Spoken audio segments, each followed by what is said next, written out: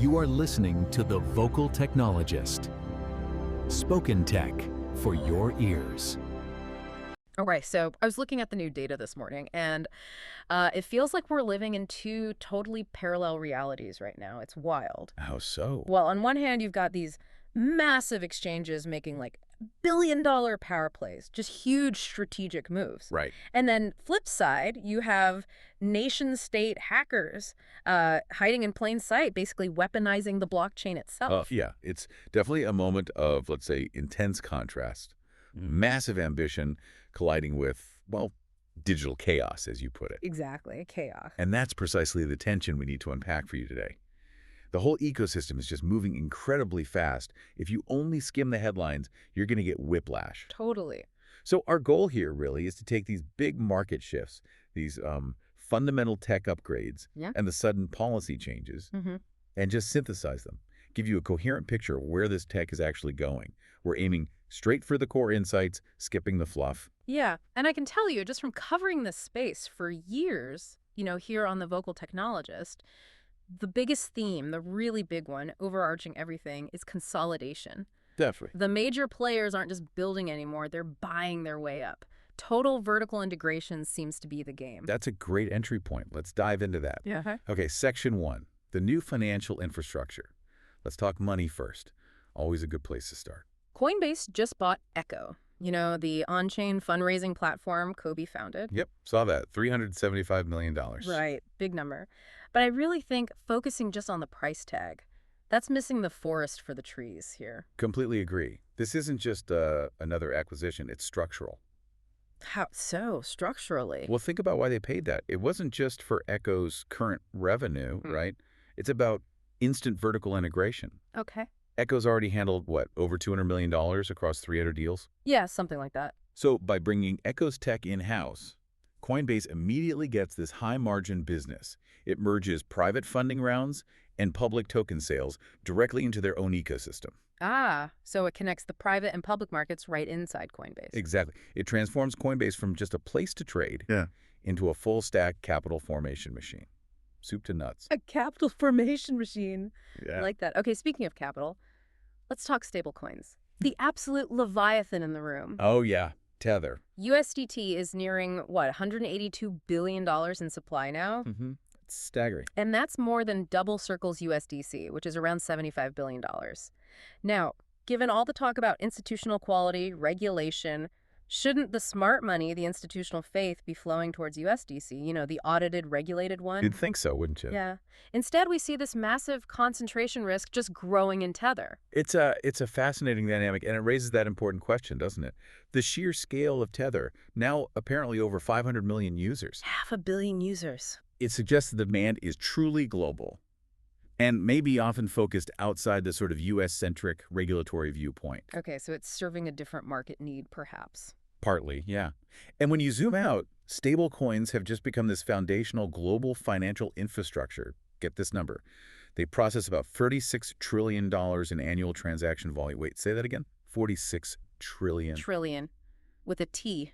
That's 5 times the combined throughput of Visa and PayPal. 5 times Visa and PayPal combined. Wow. Yeah, it's massive. Okay, that kind of throughput explains why people are talking about this idea of a two-stablecoin future. Exactly. The thinking is that this global liquidity kind of needs to bifurcate, to split. Split how? Well, you'll probably see one version, sort of a spending stablecoin, optimized for daily commerce, quick, low-cost exchanges. Okay, like for buying coffee. Pretty much. And then another version, more of a saving stablecoin, likely backed by things like tokenized short-term government bonds, designed for earning yield and, long-term secure holding. Spending and saving. Makes sense. This dual model just acknowledges that people need different things from their digital dollars, right? Speed and secure yield. Right. But this immense liquidity, this $46 trillion engine, it comes with a pretty serious structural cost for some ecosystems, which leads us straight to the Solana paradox. Ah, yes, the paradox. Solana's got about, $14.5 billion of that stablecoin supply sitting on its chain, mostly USDC and USDT. That's about right. Okay, so that supply generates roughly $580 million in annual interest just from the underlying assets. Yeah, basic bond math on the reserves.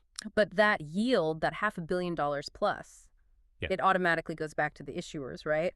To Circle and Tether. And their partners, correct. Yeah. Which crucially includes rival ecosystems, like Coinbase's base chain, which gets subsidies from Circle. So wait, the implication here is every year, Solana is essentially funding its direct competitors. That's the paradox. It's giving away over $500 million in yield annually unless it finds a way to coordinate around stable assets that actually benefit its own ecosystem. It's a critical structural problem. That yield bleed subsidizes its rivals. Wow. Okay, that structural cost, that urgency, it must be what's driving the massive technical push we're seeing now. They literally can't afford not to innovate. Perfect transition. Because that fight for financial survival, it absolutely starts with engineering efficiency. Which brings us to section 2, scaling, efficiency, and this idea of the agentic future. Let's get technical. Okay, you see that commitment to efficiency in Solana's big leap with SIMON-D0266, the P token proposal. That's a big one. The headline stat is it reduces compute unit usage by up to 98% for token instructions, which sounds amazing. But for you listening, what exactly is a compute unit, or CU, and why does cutting it by 98% matter so much? Good question. Think of a compute unit basically as the energy cost for running a transaction on the network. Okay, like gas on Ethereum, but measured differently. Sort of, yeah. It's the measure of computational resources needed. Now, the original token program on Solana, it was a bit of a resource hog, consuming roughly 10% of the network's entire block compute units. Wow, 10% just for basic token stuff. Yeah. So by slashing the CU cost for just a simple transfer instruction, taking it from about 6,200 CUs way down to as low as 76 CUs. That's a huge drop. It frees up almost 12% of the network's total processing capacity in each block, instantly. 12% more space just like that. Effectively, yes. It's a direct boost in throughput without touching the hardware, like adding extra lanes to the highway overnight. It's like clearing a huge traffic jam instantly. Okay, but efficiency isn't just about raw speed, right? It's also about making advanced tech cheaper, more accessible. Absolutely, which leads us nicely into the zero-knowledge proving space. Right. Brevis recently announced their Pico Prism breakthrough. They hit 99.6% real-time proving coverage for Ethereum blocks. Which is impressive on its own. But how they did it is key. How did they do it? Using only 64 consumer-grade RTX 5090 GPUs, stuff you could theoretically buy off the shelf. Wow, not some giant custom server farm. Exactly. Mm-hmm. And the performance is apparently 3.4 times better than competitors in terms of efficiency. But the real kicker, it's the cost. They're driving the hardware costs for this kind of real-time Ethereum block verification down below $100,000. Sub 100K. That's actually accessible. That's the point. It dramatically accelerates the ability for more people, more entities, to verify Ethereum blocks cheaply and quickly using widely available hardware. It democratizes the verification infrastructure. Democratizing infrastructure. Okay, now let's connect that to where this democratization might be heading, this whole agentic future idea. We're starting to see the groundwork being laid for what people are calling agentic GDP, which sounds very sci-fi.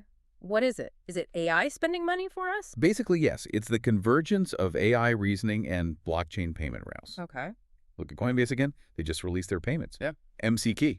That's the Model Context Protocol. Model Context Protocol, MCP. What does that actually do? Does it just let ChatGPT, like, click the buy button on my Coinbase account? Sort of, but with crucial safety controls built in. It enables large language models, AI agents, think Claude, Gemini, things like that, to securely access your wallet and execute crypto transactions based on natural language prompts. So I could tell my AI assistant, hey, book me a flight to London and pay with USDC. That's the vision. The AI handles the reasoning, figuring out the flight, the cost, the conversion. The MCP provides the secure permission channel to actually execute the payment from your wallet. Okay, I see. And the plumbing for this, the standard that makes it work across different services, is that by 402 thing. That's the coordination layer, yeah. By 402 is essentially the HTTP 402 payment required standard finally being implemented. It lets developers turn standard APIs into live crypto-powered paywalls. So APIs can demand payment directly. Exactly. So combine the AI doing the automated reasoning with the blockchain handling the coordination and payment via standards like MCP and by 402. And you get the machine-to-machine economy. Precisely. Agentic GDP, machines automate the thinking, the network automates the transaction. Wild. Okay, but as this tech accelerates towards, AI paying for things, the threats must be scaling up too. Unfortunately, yes. And they're maturing fast, now reaching the level of nation-state involvement. Which takes us to Section 3, security, policy, and market reality. This next one is genuinely alarming. Google's threat intelligence group, TAG, they found a North Korean threat actor using something called ether hiding. Yeah. Yeah, this technique is pretty terrifying because it cleverly weaponizes the core promise of the blockchain itself. Its immutability. What are they doing? These state actors are embedding malicious JavaScript payloads directly inside blockchain smart contracts on public chains like Ethereum. Wait, the malware code is in the smart contract? Yes. They're essentially creating a command and control infrastructure for their malware that is decentralized, globally distributed, and basically impossible to take down using conventional methods.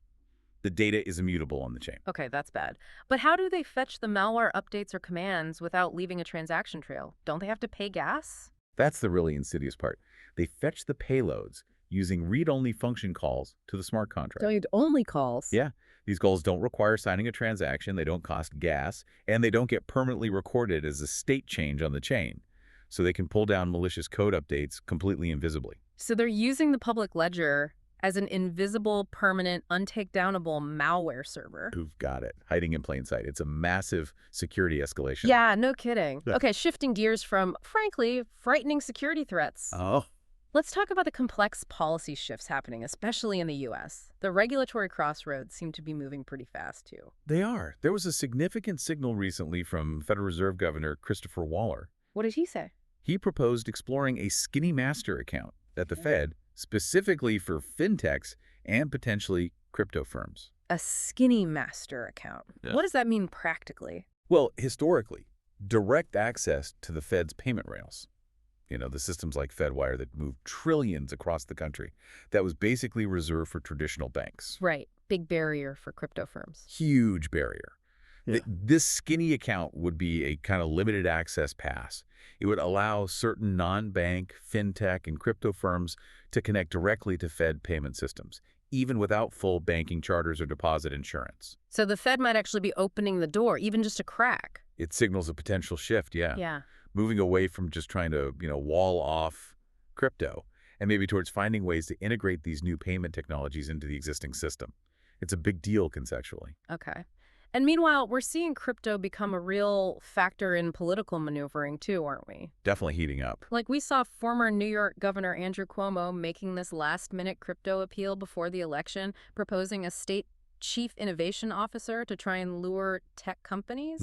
Trying to play the crypto card. And then on the national stage, you have this whole controversy swirling around former President Trump potentially pardoning CZ, the Binance founder. Right. That's getting a lot of attention. Especially after the Wall Street Journal reported on this alleged partnership between the Trump family's separate crypto venture and a trading platform that's actually administered by Binance. Yeah, the optics there are complicated, to say the least. But it just shows how deeply embedded digital assets are becoming in the political landscape now, from local races right up to the presidential level. And we're just reporting the events here, obviously. Right, just laying out what's being reported. It's clear the political conversation is buzzing.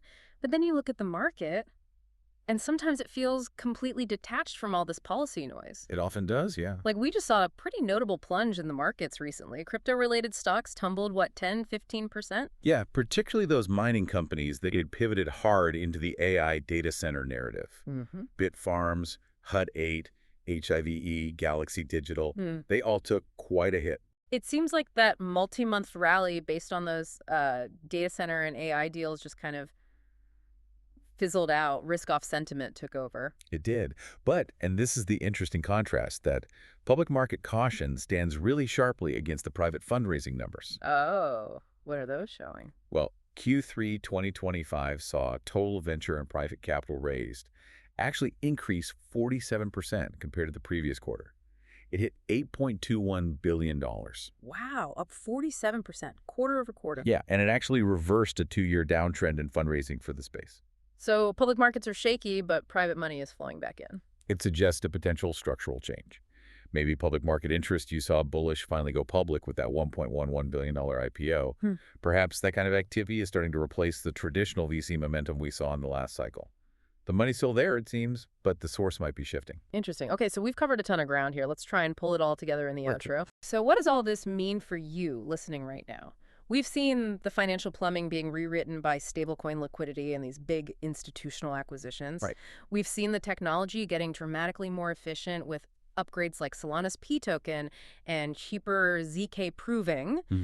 And we've seen the risks escalating with security threats now clearly involving nation-state actors, alongside this complex dance of policy and politics. So the key takeaway, I think, for the next phase of growth, it really hinges entirely on usability, not complexity. Usability first. Completely. We're moving towards a world where, ideally, the average user never even sees a seed phrase again. Amen to that. The winning tech, the things that get mass adoption, will likely involve smart, embedded, intent-based wallets, probably powered by AI, abstracting away all the messy stuff like key management and multi-chain complexity, the smartest, most seamless user experience. That wins the next decade. That feels like the perfect synthesis. Okay, so to leave you with one final thought to chew on, consider this. Okay. The original design of most blockchains, it kind of collapsed privacy, right? It made everything you do globally visible, permanently recorded.